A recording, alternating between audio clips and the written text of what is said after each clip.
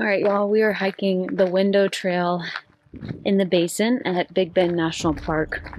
The amazing thing to think is this magnificent portion of Big Bend is about to be closed. They're closing the basin starting May 1st of 2025 due to the infrastructure here needing a lot of love. And just based on the sheer distance that the national park is from major cities, it's going to be quite an extensive process. So they're anticipating the basin to be closed anywhere from 2 to 5 years. So we are getting out as often as possible and trying to enjoy this magnificent part of the national park. I think the important thing to note is, while this is one of the highlights of Big Bend, it's just one of so many things you can do while you're here.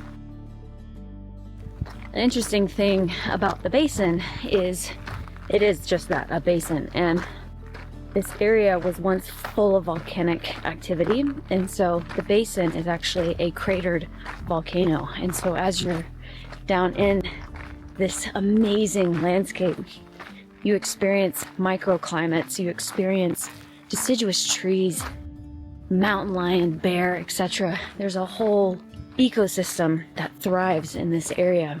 One of the highlights as you're hiking is actually right behind me here, Casa Grande. So Casa Grande was one of the original walls of the volcano that's actually remaining. It's a nice little way to orient yourself as you're meandering through the basin. Now, I mentioned bears, and a lot of people have been coming out here their entire lives and have never seen a bear. We, however, have been very fortunate that I feel like we see one almost every single time we come. So the story of the black bear in Big Bend National Park is absolutely one of those that's like just a miracle. They once roamed this area very predominantly, and then there was a period of time where they just vanished and essentially migrated south to Mexico. In the late 1990s, the bears made a comeback. One brave mama bear made her way into the Chisos Mountains in the Big Bend National Park area, and since then they have begun to repopulate the area.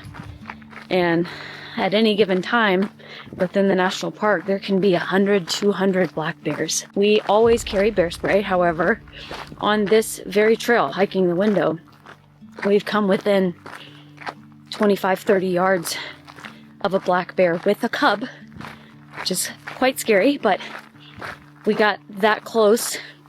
They didn't pay us a bit of attention. So we do always carry bear spray, but we always try to obviously leave as much room as humanly possible, and especially leave no trace and minimize the amount of food scents and other things that could potentially draw the bears. It's hard to imagine. I know when I moved to Texas, it's just, if you had told me that this place would be in the state of Texas along with black bears, I would have said, you're full of it. As we get deeper and deeper in the trail, which, mind you, this is a relatively short trail. Now, on the way in, it's a nice gradual decline. So just note that on the way out, you're going to be climbing, but as you're descending into the Window itself, it's hard not to think about the power that water and erosion plays as you see these vast swaths of rock that have just been washed away, leaving essentially this window.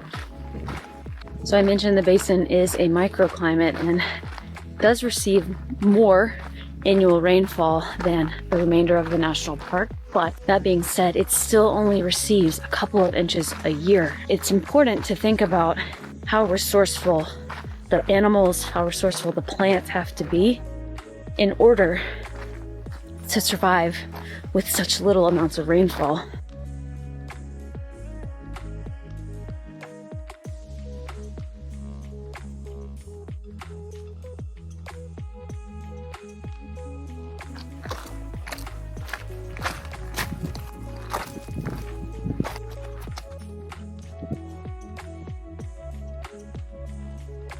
This has to be my favorite part of the hike. Right at 1.8 miles, it really gets interesting with the geography. Let's take a look.